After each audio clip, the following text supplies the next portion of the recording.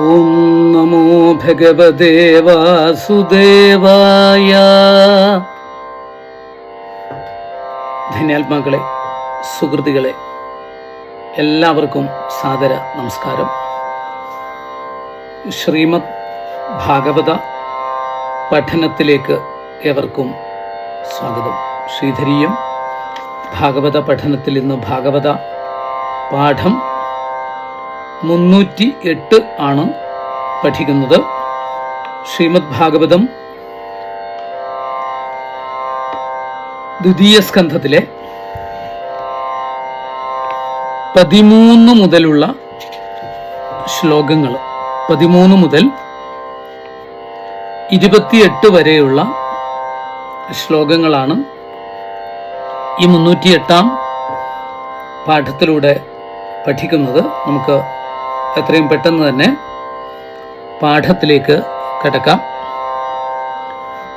ശ്രീറിയത്ര രൂപിണ്യുരുഗായ പാദയോ കരോതി മാനം ബഹുധാ വിഭൂതിഭി പ്രേംഖം ശ്രിതാ യാ കുസുമാകരാനുഗൈർവിഗീയമാനാ പ്രിയകർമ്മ ഗായതി.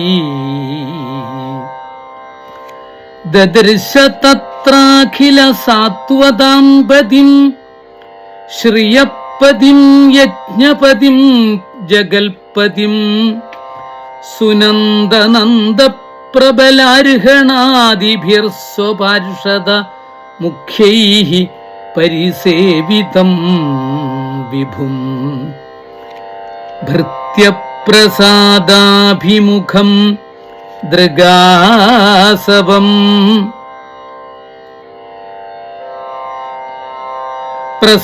പ്രസന്നഹാസാരുണ ലോചനാനനം കിരീടിനം കുണ്ടലിനം ചതുർഭുജം പീതാംബരം വക്ഷസി ലക്ഷിതം ശ്രിയാ അദ്യർഹണീയാസനമസ്ഥിതം പരം വൃതം ചതുഷോഡശ പഞ്ചശക്തിഭി യുക്തം ഭഗൈ സ്വൈരിതരത്ര ചാധ്രുവൈ സ്വ ഏവ ധാമൻ രമമാണമീശ്വരം.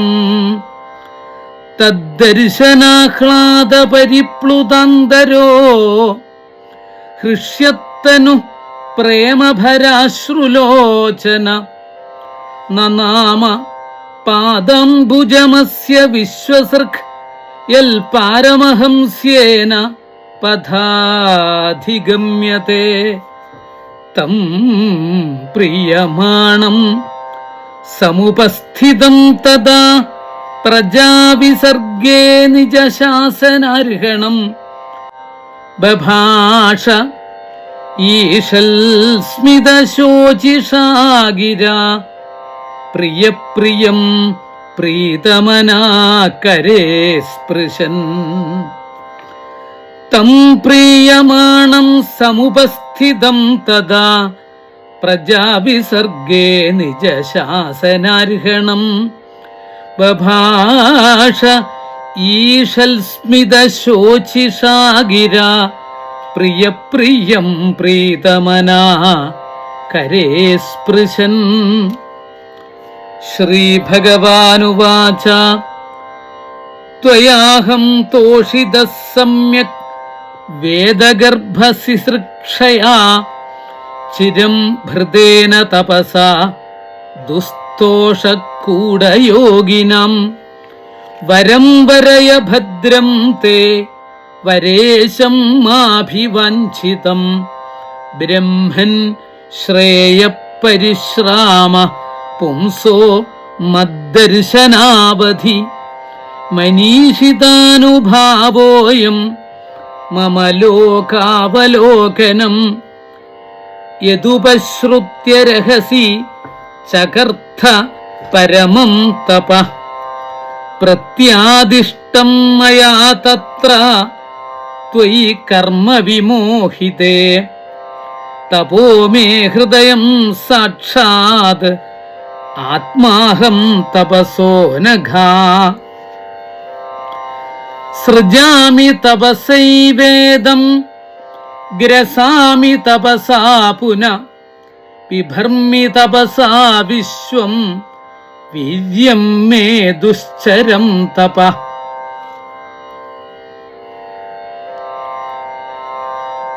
ബ്രഹ്മോവാച ഭഗവൻ സർവഭൂതാനാം അധ്യക്ഷോവസ്ഥിതോ ഗുഹാം വേദ ഹ്യപ്രതിരുദ്ധേന പ്രജ്ഞാനേന ചികീർഷിതം തഥാപി നാഥമാനസ്യ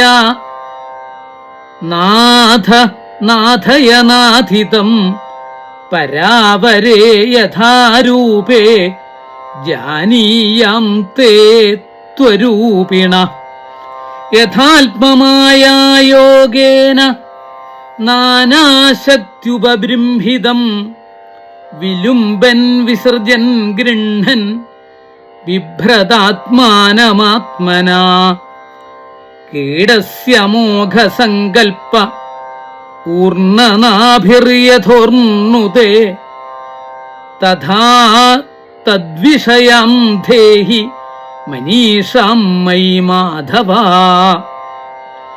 ഭഗവൽ ശിക്ഷിതമഹം കരവാണി ഹ്യതന്ത്രിത നേഹമാന പ്രജാസർഗം ബധ്യേയം യദനുഗ്രഹാൽ. 12 വരെ കഴിഞ്ഞ പാഠത്തിലൂടെ പഠിച്ചു. ഈ 308 പാഠത്തിലൂടെ 13 മുതൽ 28 വരെ ഉള്ള ശ്ലോകങ്ങളാണ്. കുറച്ച് ശ്ലോകങ്ങൾ അധികം കാണും.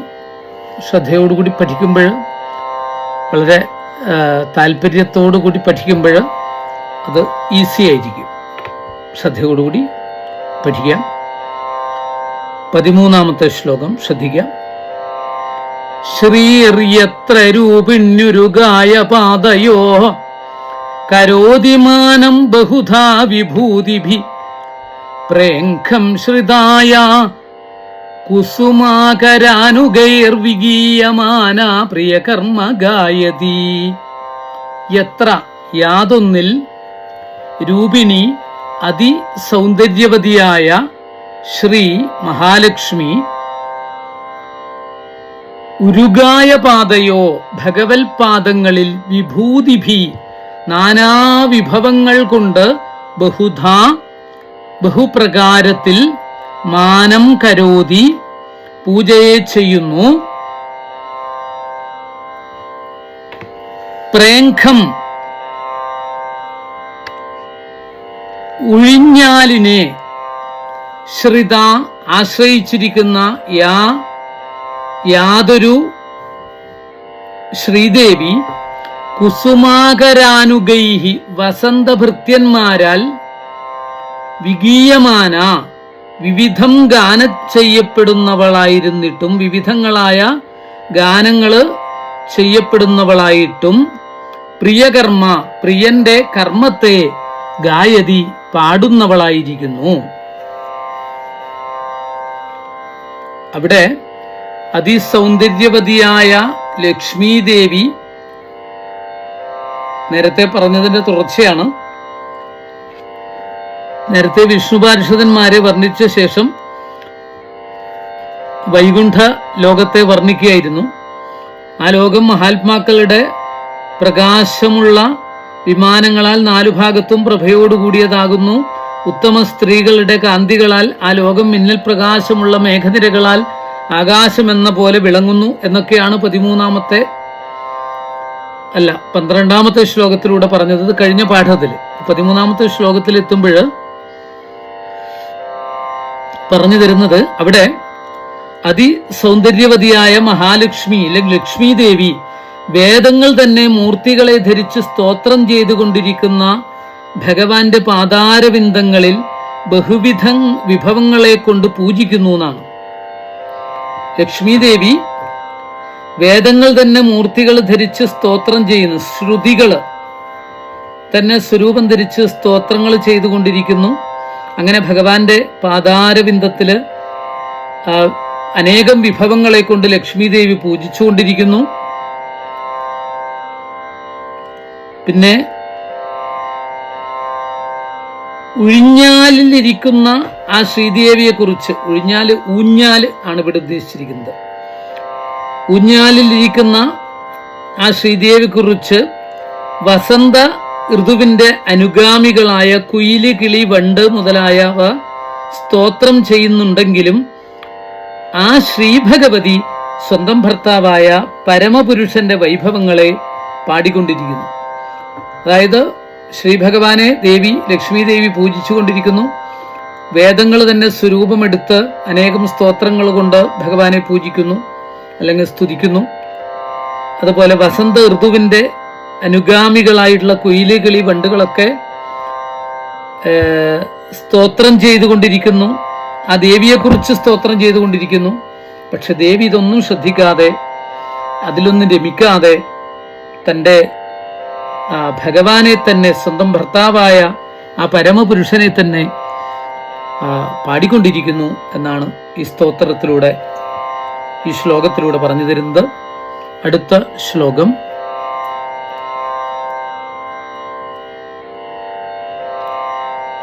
ദദർശ തത്രാഖില സത്വതം പതിം ശ്രിയപതിം യജ്ഞപതിം ജഗൽപതിം സുനന്ദനന്ദ പ്രബലാർഹണാദിഭി സ്വപാർഷദമുഖ്യൈ പരിസേവിതം വിഭും. ഇനി ഒരു കാര്യം ചെയ്യാം. 15-16 ശ്ലോകങ്ങൾ ഇത് ഒരുമിച്ച് മനസ്സിലാക്കേണ്ടതാണ് അർത്ഥം, എങ്കിലേ അത് പൂർണ്ണതയിലെത്തുള്ളൂ. കാരണം ചില വർണ്ണനകൾ അങ്ങനെയാണ്. അതുകൊണ്ട് നമുക്കത് ഒരുമിച്ച് ചൊല്ലാം. ഭൃത്യപ്രസാദാഭിമുഖം ദൃഗാസവം പ്രസന്നഹാസാരുണലോചനാനനം കിരീടിനം കുണ്ടലിനം ചതുർഭുജം പീതാംബരം വക്ഷസി ലക്ഷിതം ശ്രിയാ അദ്യർഹണീയാസനമാസ്ഥിതം പരം വൃതം ചതുഷോഡശ പഞ്ചശക്തിഭി യുക്തം ഭഗൈ സ്വൈരിതരത്ര ചാധ്രുവൈ സ്വ ഏവ ധാമൻ രമമാണമീശ്വരം. അഖില സാത്വതാം സകല ഭക്തന്മാരുടെ പതിം പരിപാലകനും ശ്രിയ ലക്ഷ്മിയുടെ പതിം ഭർത്താവും യജ്ഞപതിം യാഗഫലദാതാവും ജഗൽപതിം ലോകങ്ങളുടെ നാഥനും സുനന്ദ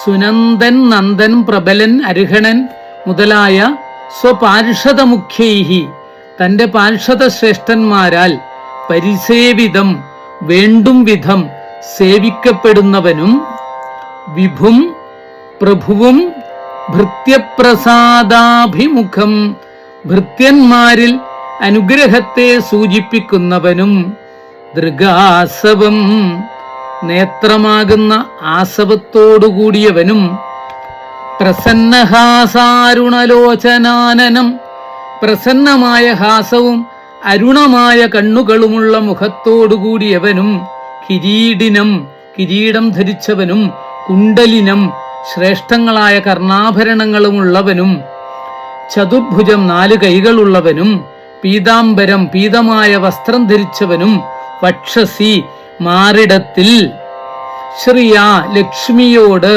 ലക്ഷിതം കൂടിയവനും വക്ഷസി മാറിടത്തിൽ ശ്രിയാ ലക്ഷ്മിയോട് ലക്ഷിതം കൂടിയവനും അധ്യർഹണീയാസനം പൂജ്യമായ ആസനത്തിൽ ആസ്ഥിതം അധിവസിക്കുന്നവനും അധിഷ്ഠിതനായവനും പരം ശ്രേഷ്ഠനും ഷോഡശ പഞ്ചശക്തിഭി 4-16 5 ശക്തികളാൽ വൃതം ചുറ്റപ്പെട്ടവനും ഇതരത്ര മറ്റു സ്ഥാനങ്ങളിൽ അധ്രുവൈഹി ക്ഷണികങ്ങളും സ്വൈഹി സ്വഭാവത്താൽ സിദ്ധിച്ചവയുമായ ഭഗൈഹി ഭഗങ്ങളോട് യുക്തം യോജിച്ചവനും സ്വേ ഏവധാമൻ സ്വന്തമായ മഹിമാവിൽ രമമാണം രമിച്ചുകൊണ്ടിരിക്കുന്നവനുമായ ഈശ്വരനെ തത്ര അവിടെ ദദർശ കണ്ടു. ആ വൈകുണ്ഠലോകത്തില് എല്ലാ ഭക്തന്മാരെയും സംരക്ഷിക്കുന്ന അവനും ശ്രീദേവിയുടെ ഭർത്താവും യാഗങ്ങളുടെ ഫലദാതാവും ലോകങ്ങളുടെ പതിയും സുനന്ദാദി പാർഷദ മുഖ്യന്മാരാൽ സാദരം സേവിക്കപ്പെടുന്നവനും പ്രഭുവും ഭൃത്യന്മാരുടെ നേരെ പ്രസാദത്തെ സൂചിപ്പിക്കുന്ന ഭാവത്തോട് കൂടിയവനും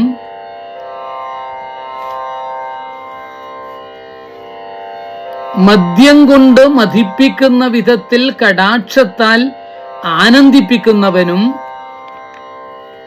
പ്രസന്നമായ പുഞ്ചിരിയും അരുണനിറമുള്ള കണ്ണുകളുമുള്ള മുഖത്തോടുകൂടിയവനും അതിശ്രേഷ്ഠമായ കിരീടം ധരിച്ചവനും കർണാഭരണങ്ങൾ ഉള്ളവനും 4 കൈകൾ കൊണ്ട് ശോഭിക്കുന്നവനും പീതാംബരത്തെ ധരിച്ചവനും മാർവിടത്തിൽ ലക്ഷ്മീദേവിയെ ധരിച്ചവനും ശ്രേഷ്ഠമായ സിംഹാസനത്തിലിരിക്കുന്നവനും ശ്രേഷ്ഠനും പ്രകൃതി പുരുഷൻ മഹത്വത്വം അഹങ്കാരതത്വം എന്ന 4 തത്വമൂർത്തികളാലും 11 ഇന്ദ്രിയങ്ങളാലും 5 ഭൂതങ്ങളാൽ എന്നിങ്ങനെ 16 തത്വങ്ങളുടെ സ്വരൂപ ശക്തികളാലും 5 തന്മാത്ര ശക്തികളാലും 4 ഭാഗത്തു നിന്ന് സേവിക്കപ്പെടുന്നവനും അന്യസ്ഥാനങ്ങളിൽ ഉറച്ചു നിൽക്കാത്തവയും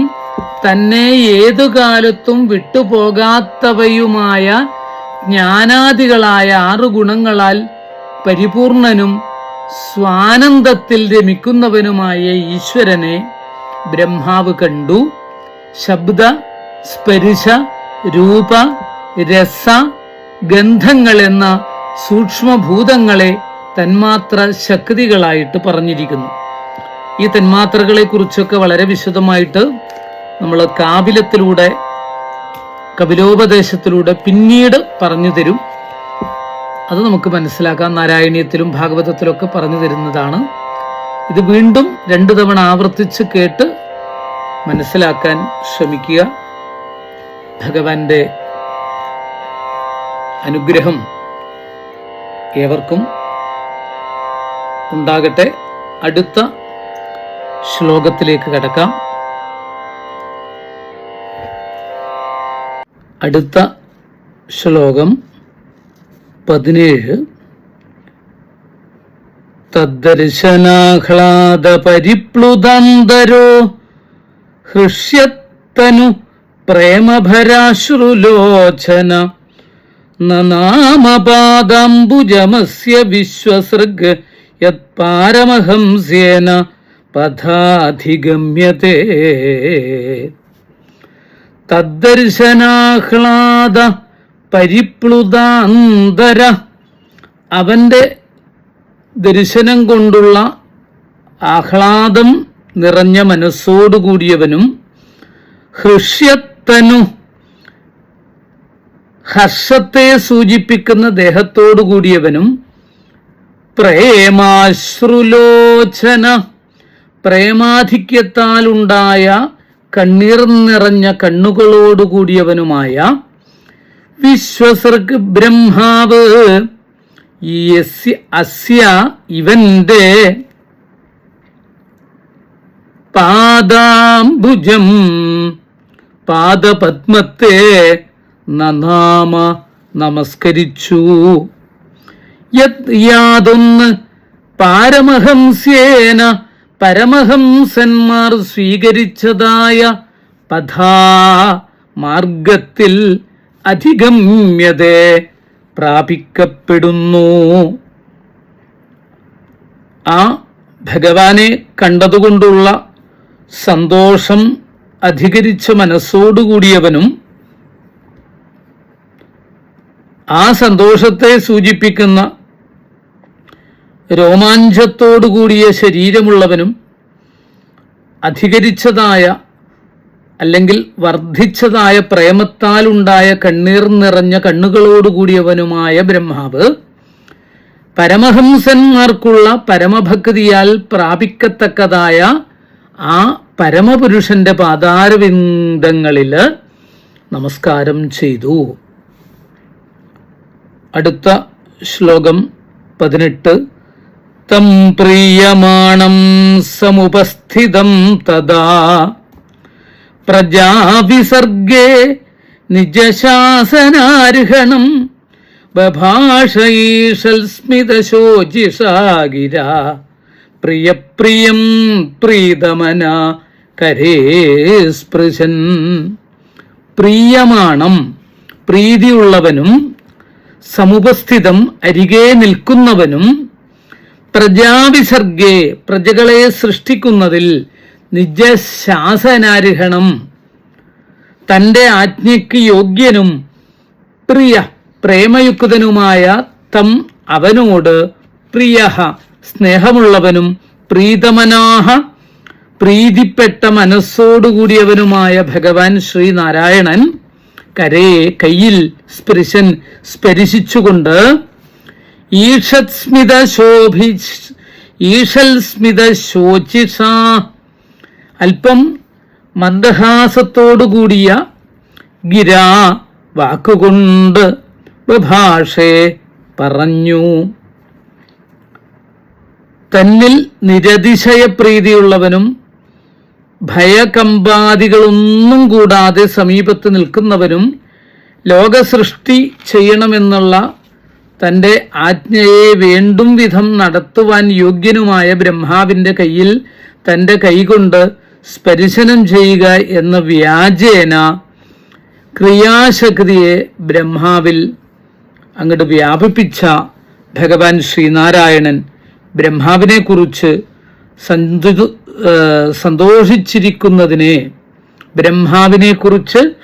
സന്തോഷിച്ചിരിക്കുന്നതിനെ സൂചിപ്പിക്കുന്ന പുഞ്ചിരിയുടെ ശോഭയോടുകൂടിയ വാക്കാൽ ഇങ്ങനെ സംഭാഷണം ചെയ്തു.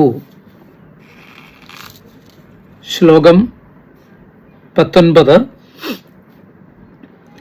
ശ്രീഭഗവാനുവാച ത്വയാഹം തോഷിതഃ സദ്ധ്യങ് വേദഗർഭസിസൃക്ഷയാ ചിരം ഭൃതേന തപസാ ദുസ്തോഷ കൂടയോഗിനാം.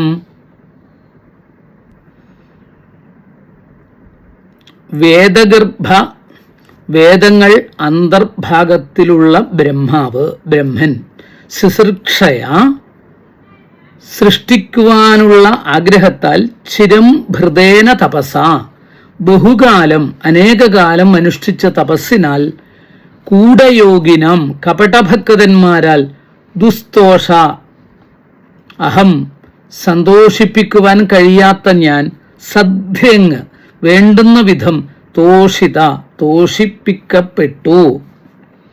ശ്രീ ഭഗവാൻ പറയുന്നു, അരുളി ചെയ്തു, വേദങ്ങളുള്ളിൽ പ്രകാശിച്ചു കൊണ്ടിരിക്കുന്ന വിധേ ബ്രഹ്മാവേ വിധികർത്താവേ, സൃഷ്ടി ചെയ്യണം എന്നുള്ള ആഗ്രഹത്തോടുകൂടെ അനേകകാലം ചെയ്ത തപസ്സുകൊണ്ട് ഞാൻ ഏറ്റവും സന്തോഷിച്ചിരിക്കുന്നു. കപടയോഗികൾക്ക് എന്നെ സന്തോഷിപ്പിക്കുവാൻ സാധിക്കുകയില്ല. എൻ്റെ പ്രീതിക്കായി എൻ്റെ കൽപ്പനയെ നടത്തുന്നവൻ ഉത്തമ ഭക്തൻ.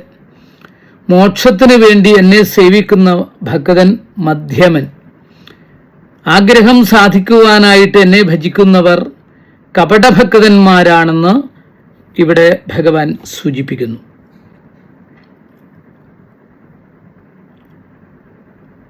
അടുത്ത ശ്ലോകം 20. വരം വരയ ഭദ്രം തേ വരേശം അഭിവഞ്ചിതം ബ്രഹ്മൻ ശ്രേയ പരിശ്രാമ പുംസാം മദ്ദർശനാവിധി. തേ അങ്ങയ്ക്ക് ഭദ്രം ശ്രേയസ് ഭവിക്കട്ടെ. വരേശം വരം നൽകുന്ന ഈശ്വരനായ എന്നോട് അഭിവാഞ്ചിതം വരം ആഗ്രഹിച്ച വരത്തെ വരയ വരിച്ചുകൊള്ളുക ബ്രഹ്മൻ, ഹേ ബ്രഹ്മാവേ, പുംസാം പുരുഷന്മാരുടെ ശ്രേയപരിശ്രാമ ശ്രേയസ്സിനായിക്കൊണ്ടുള്ള പരിശ്രമം മദ്ദർശനാവധി എന്നെ കാണുന്നതായ അവധിയോടുകൂടിയതാകുന്നു. ഹേ ബ്രഹ്മാവേ, അങ്ങേക്ക് മംഗളം ഭവിക്കട്ടെ. വരം കൊടുക്കുന്ന ഈശ്വരനായ എന്നോട് ഇഷ്ടമുള്ള വരത്തെ ചോദിച്ചുകൊള്ളുക, വരിച്ചുകൊള്ളുക. മനുഷ്യർ ശ്രേയസ്സിനായിക്കൊണ്ട് പരിശ്രമിക്കുന്നത് എന്നെ കാണുന്നത് വരെ മാത്രമേ വേണ്ടതുള്ളൂ. എന്നെ കണ്ടു കഴിഞ്ഞാൽ സകല ശ്രേയസ്സിൻ്റെയും ഫലം സിദ്ധിച്ചിരിക്ക കൊണ്ട് പിന്നെ അധ്വാനിക്കേണ്ടതായ ആവശ്യമില്ല. തപസ് അവസാനിപ്പിക്കുക എന്ന് സാരം. അടുത്ത ശ്ലോകം 21. മനീഷിതാനുഭാവോയം മമ ലോകാവലോകനം യദുപശ്രുത്യ രഹസിച്ചകർത്ഥ പരമം തപ. മമ എൻ്റെ ലോകാവലോകനം, ലോകത്തിൻ്റെ കാഴ്ച, ലോകാവലോകനം ലോകത്തിൻ്റെ കാഴ്ച, അയം മനീഷിതാനുഭാവ ഈ എൻ്റെ സങ്കല്പത്തിൻ്റെ മഹിമയാകുന്നു. ഇത് രഹസ്യ ഉപശ്രുത്യ യാതൊന്നിനെ ഏകാന്തത്തിൽ കേട്ടിട്ട് പരമം തപ അത്യുത്കൃഷ്ടമായ തപസ്സിനെ ചകർത്ത നീ ചെയ്തു. നീ എൻ്റെ ലോകത്തെ കണ്ടത് നിനക്ക് ഈ ഭാഗ്യത്തെ നൽകണമെന്നുള്ള എൻ്റെ സങ്കല്പത്തിൻ്റെ ഫലമാണെന്ന് അറിഞ്ഞുകൊള്ളുക. എന്തുകൊണ്ടാണ് ഞാൻ ഇങ്ങനെ സങ്കല്പിച്ചതെന്നാൽ, ഏകാന്തത്തിൽ തപ തപ എന്ന വാക്യത്തെ കേട്ടതുകൊണ്ട് അതിൽ വിശ്വസിച്ച് ഇത്രയും കഠിനമായ തപസ് അങ്ങ് ആചരിച്ചുവല്ലോ. എൻ്റെ കൽപ്പനയെ നടത്തുന്നവരിൽ പ്രീതി ഉണ്ടാകുക എന്നതാണ് എൻ്റെ സ്വഭാവമെന്ന് സാരം. ശ്ലോകം 22. പ്രത്യാദിഷ്ടം മയാ തത്ര ത്വയി കർമ്മ വിമോഹിതേ തപോ മേ ഹൃദയം സാക്ഷാദാത്മാഹം തപസോ നഘ. ത്വയി നീ കർമ്മവിമോഹിതേ കർമ്മത്തിൽ മോഹിതനായിരിക്കുമ്പോൾ, മയാ എന്നാൽ പ്രത്യാദിഷ്ടം പ്രത്യാദേശിക്കപ്പെട്ടു, അനഘ ഹേ പരിശുദ്ധ സ്വഭാവ, തപ തപസ്, മേ എൻ്റെ സാക്ഷാത് ഹൃദയം സാക്ഷാത്തായ മനസ്സാകുന്നു, അഹം ഞാൻ തപസ തപസ്സിൻ്റെ ആത്മാസ്വരൂപമാകുന്നു. നീ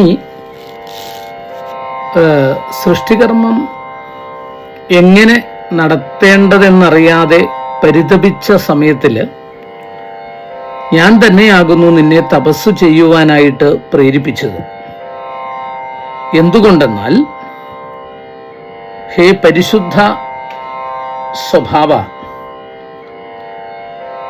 ഈ തപസ്സാണ് എൻ്റെ പ്രത്യക്ഷമായ ഹൃദയം.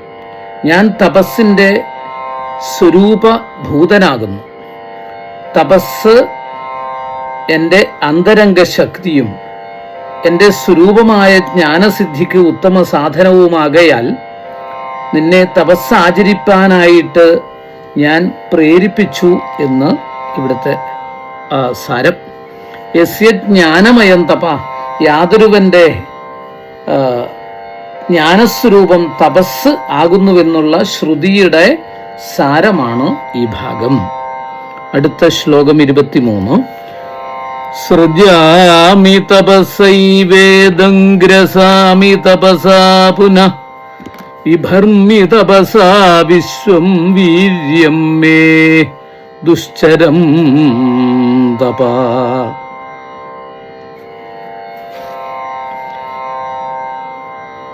ഇതം ഈ ലോകത്തെ തപസാ ഏവ തപസ്സുകൊണ്ട് തന്നെ സൃജാമി ഞാൻ സൃഷ്ടിക്കുന്നു. പുനഃതപസാ ഗ്രസാമി പിന്നെ തപസ്സുകൊണ്ട് ഞാൻ ഗ്രസിക്കുന്നു. തപസാ തപസ്സുകൊണ്ട് വിശ്വം ലോകത്തെ വിഭർമി ഞാൻ ഭരിക്കുന്നു. മേ വീര്യം എൻ്റെ പരാക്രമം ദുശ്ചരം തപഹ മറ്റാർക്കും ചെയ്യുവാൻ കഴിയാത്തതായ തപസ് ആകുന്നു. ഈ പ്രപഞ്ചത്തെ തപസ്സുകൊണ്ട് തന്നെ ഞാൻ സൃഷ്ടിക്കുന്നു, തപസ്സുകൊണ്ട് പരിപാലിക്കുന്നു, തപസ്സുകൊണ്ട് സംഹരിക്കുന്നു. തപസ് തന്നെ എൻ്റെ ശക്തി, ആ തപസ്സോ ആചരിക്കുവാൻ വളരെ പ്രയാസമുള്ളതുമാകുന്നു. ബ്രഹ്മോവാച. അടുത്ത ശ്ലോകം 24. ഭഗവൻ സർവഭൂതാനാം അധ്യക്ഷോവസ്ഥിതോ ഗുഹം വേദഹ്യപ്രതിരുദ്ധേന പ്രജ്ഞാനേന ചികീർഷിതം. ഭഗവൻ, അല്ലയോ ജ്ഞാനമൂർത്തെ, സർവഭൂതാനാം സർവപ്രാണികളുടെ ഗുഹാം ഹൃദയമാകുന്ന ഗുഹയെ അവസ്ഥിതഃ അധിവസിക്കുന്നവനും അധ്യക്ഷ സർവേന്ദ്രിയവൃത്തികളെ നിയന്ത്രിക്കുന്നവനും കാണുന്നവനുമായ നിന്തിരുവടി അപ്രതിരുദ്ധേന തടസ്സമില്ലാത്തതായ പ്രജ്ഞാനേന അറിവിനാൽ ചികീർഷിതം ചെയ്യുവാൻ ഇച്ഛിച്ചിരിക്കുന്ന അതിനെ വേദഹി ചികീർഷിതം ചെയ്യുവാൻ ഇച്ഛിക്കുന്നതിനെ വേദഹി അറിയുന്നു നിശ്ചയം. ബ്രഹ്മാവ് പറഞ്ഞു, ഹേ ഭഗവൻ, അങ്ങ് സർവഭൂതങ്ങളുടെയും ഹൃദയമാകുന്ന ഗുഹയില് അധിവസിക്കുന്ന സർവ അന്തര്യാമിയാകുന്നു. അങ്ങയുടെ ജ്ഞാനത്തിന് അവിദ്യാദികളുടെ തടസ്സമില്ല, അജ്ഞാനാദികളുടെ തടസ്സം ഇല്ല.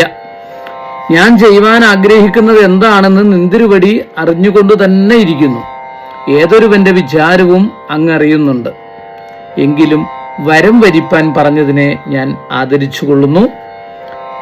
ശ്ലോകം 25. തഥാപി നാഥമാനസ്യ നാഥ നാഥയനാഥിതം പരാവരേ യഥാരൂപേ ജാനീയാം തേ ത്വരൂപിണഃ.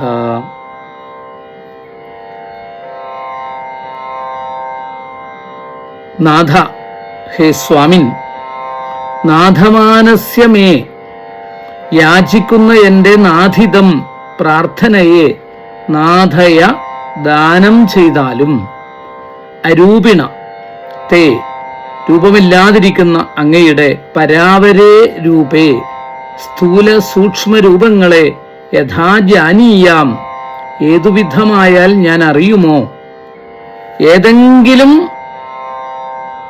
വിധത്തിൽ ഞാൻ അറിയുമോ. ഇവിടെ ചുരുക്കി അർത്ഥം പറയാം. എങ്കിലും ഹേ നാഥ, താപത്തോടുകൂടിയ ഞാൻ യാചിക്കുന്നതിനെ നൽകണമേ.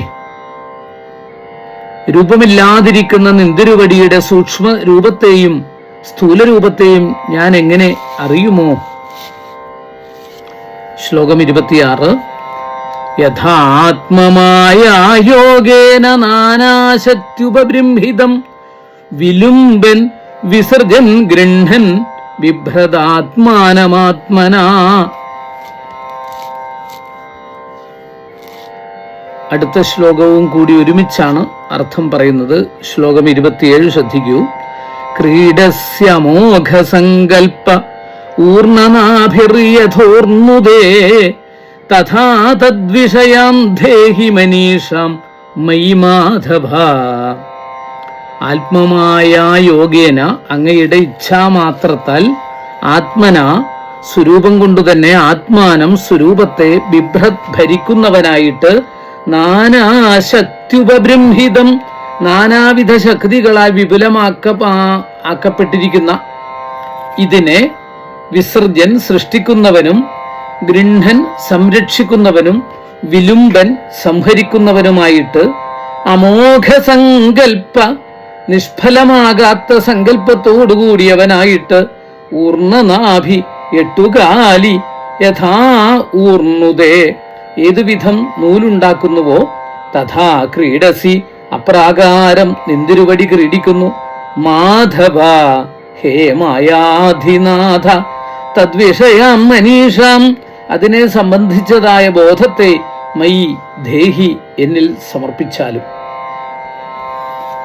ഇവിടെ വ്യർത്ഥമാകാത്ത സങ്കല്പത്തോടുകൂടിയ ഹേ മാധവ എന്നാണ് സംബോധന ചെയ്യുന്നത്.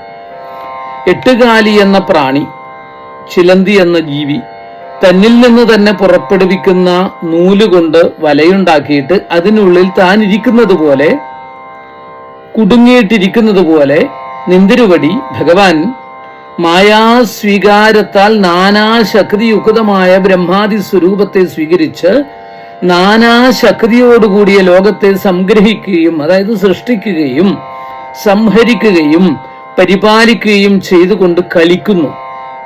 ആ സൂക്ഷ്മസ്ഥിതിയെ അറിയുവാൻ ഉപകരിക്കുന്ന ബുദ്ധിയെ എനിക്ക് നൽകണമേ. ഇതാണ് ബ്രഹ്മാവിന്റെ പ്രാർത്ഥന. ശ്ലോകം, അടുത്ത ശ്ലോകം 28.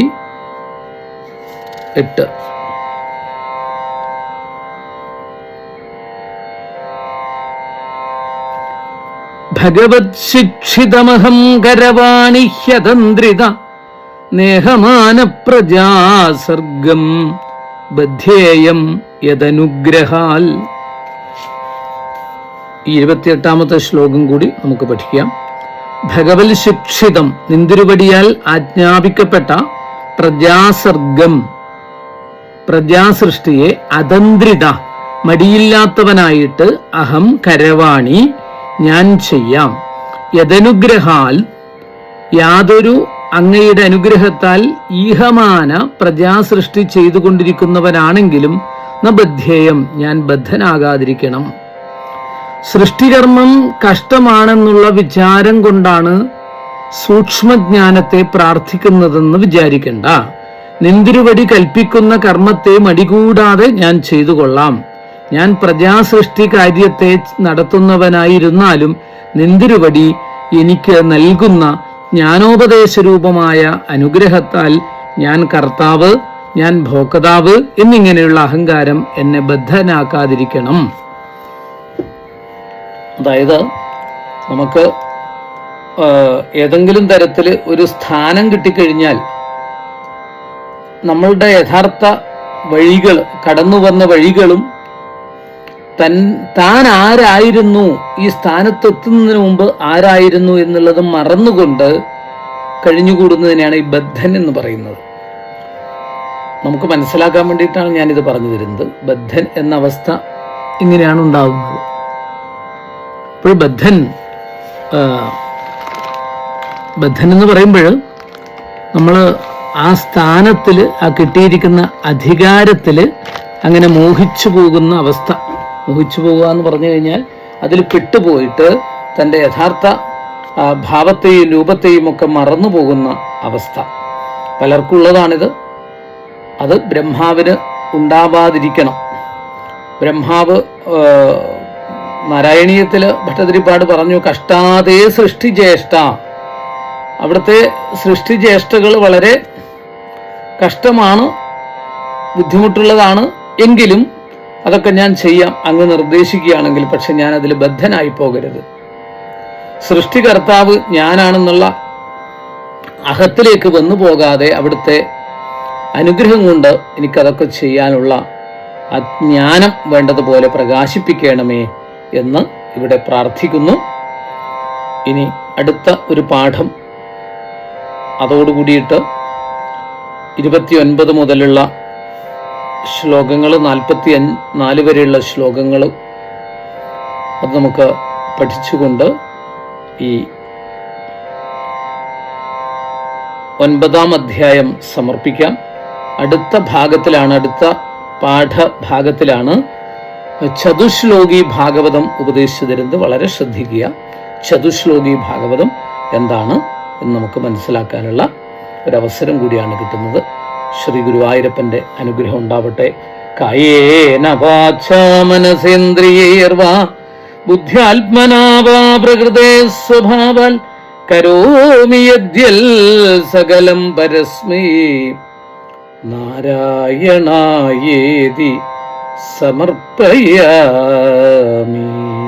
ഹരേ രാമ ഹരേ രാമ രാമ രാമ ഹരേ ഹരേ, ഹരേ കൃഷ്ണ കൃഷ്ണ കൃഷ്ണ ഹരേ ഹരേ. നമസ്കാരം.